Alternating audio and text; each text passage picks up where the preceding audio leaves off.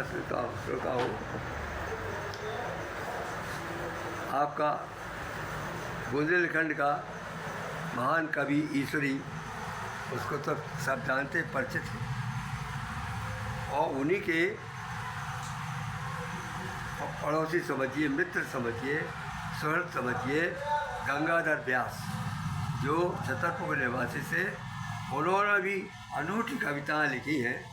अब जो हम आपको सुना रहे हैं, उसमें देखिए आप, उत्प्रेक्षाओं की भरमार है। अनेक अनेक प्रकार से जो राधिका जी के कपोल के ऊपर काला तिल है, उस तिल की उपमा कितने प्रकार के दी उन्होंने, आप सुनिए।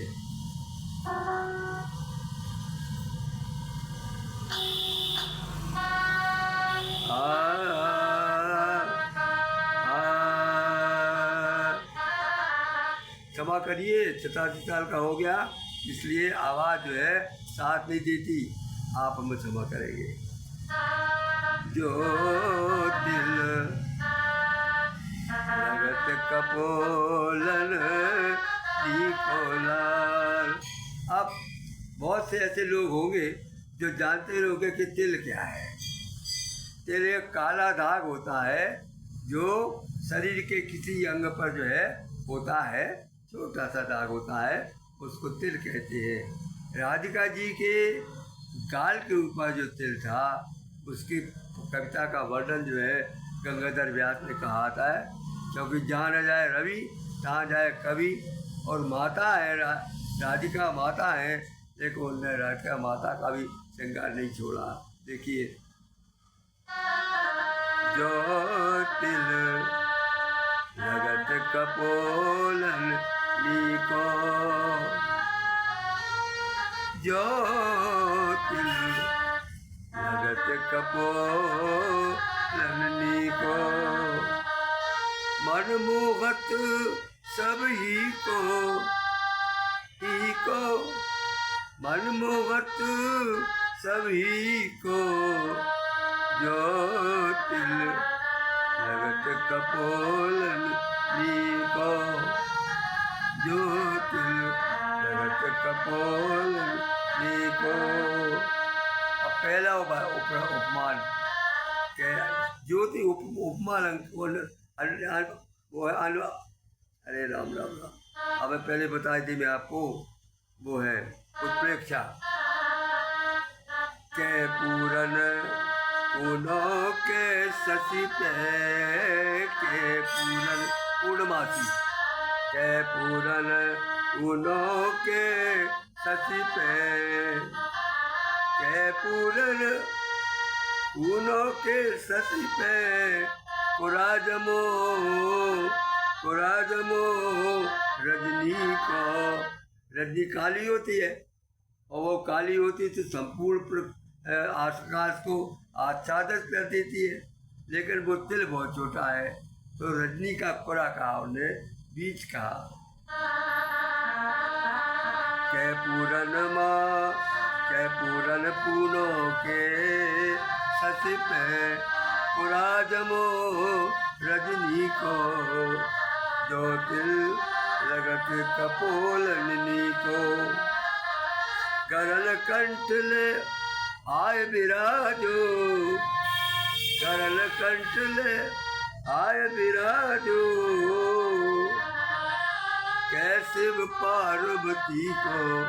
अब देखिए, शंकर जी होते हैं गौरवर्ण, और गरल जो होता है नील वर्ण, और नील वर्ण जो है ऐसा लगता, कभी कहता कि ऐसा लगता है पार्वती के पति शंकर जी स्वयं विराज गए हैं। उनके एक गल में संपूर्ण श्वेत शरीर है, और गले में काला काला जहर है, विष है। गुरल कंठ ले आय विराजो, कैसे पार्वती को। निर्मल से दर्पण के ऊपर, निर्मल दर्पण चमकता है, निर्मल से दर्पण के ऊपर, सुमन धरो अर्शी को। अर्शी का सुमन बहुत अच्छा होता है, नीला होता है। तो नीले नीले के फूल से उपमा करी है उनके कपोल की। निर्मल दर्पण के निर्मल से दर्पण के ऊपर सुमन धरो अर्शी को, जो तिल लगत कपोलनी को। अंतिम उनका छाप गंगाधर मुख लख के सावरे, गंगाधर मुख लखो सावरे, राधा चंद्रमुखी को, राधा चंद्रमुखी को, जो तिल लगत कपोलन को।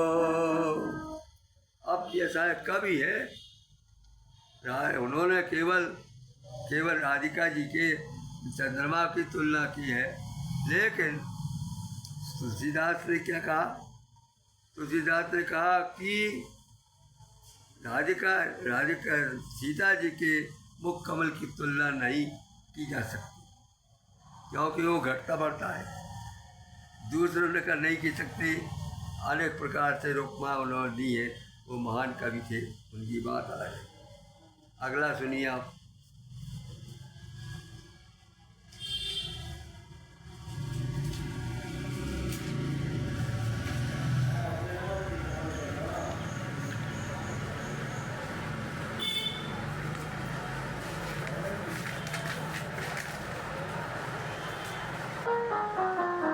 श्री मीरा जी का भजन गुरु जी के लिए, अक्सर गुरु पूर्णिमा के लिए हर गायक को, हर सीधे विद्यार्थी को और गुरु की जो है गुरु का वर्णन, गुरु का पद आवश्यक होता है। तो मैं लिख रहा हूँ ताकि आप सुने। मीरा का पद है वो। मोहे लागी लगन गुरु चरणन की। अब तबला होता साथ तो बात है, लेकिन भैया बिना तबला के हम तो अपना आपको सुनाते हैं, क्योंकि तो तबले वालों को तो बड़ा घमंड है। वे तो समझते कि बेचारे क्या हो गया हूँ, लेकिन जानते कुछ नहीं। जितना जो कहते हैं कला में कि जो कला समुद्र है, उस समुद्र में अपने पास एक कण नहीं होता है, दूल्हा कण के बराबर कला नहीं है, मेरे पास नहीं है। लेकिन जो जानते वो अहंकार में है, अहंकार जिसमें है वो कभी कलाकार नहीं बन सकता। ये मुझे उन लोगों से कहना है, उन्हें चाहिए कि वे विनम्र हो।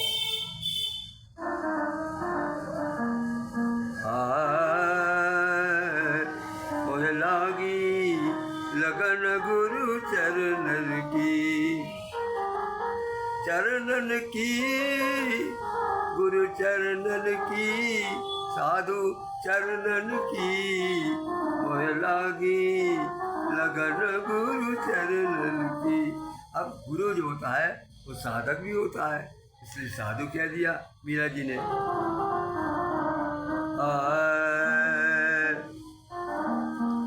चरण कमल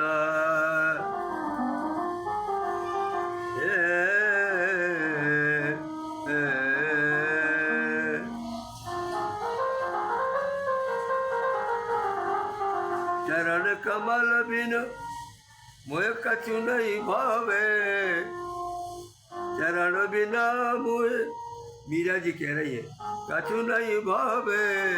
जगमाया सब सपनन की, जगमाया सब सपनन की। मोह लागी लगन गुरु चरणन की। और देखिए लोग कहते कि बहुत सागर है, भगवान पार कर दो, वो निर्भय है। माता जो मीरा है वो क्या कहती है? भव सागर सब सूख गयो है, भव सागर सब, उनके लिए वो सागर सूख गया। भव सागर क्योंकि वो संसार सागर की बातों से परे हो चुकी थी। भव सागर सब छूट गयो है।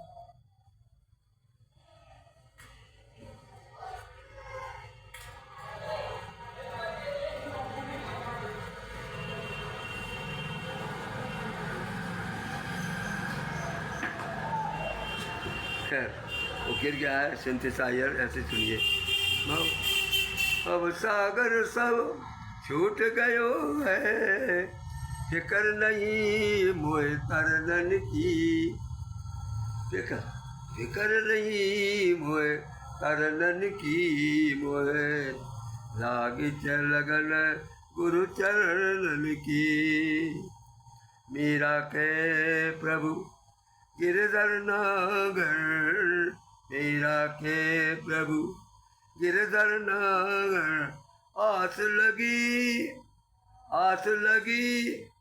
मुझे चरणन की, आस बड़ी मुझे चरणन की, आस लगी गुरु चरणन की, मुझे लागी लगन गुरु चरणन की, मुझे लागी लगन गुरु चरणन की। नमस्कार, गायक मनमोहन पांडे।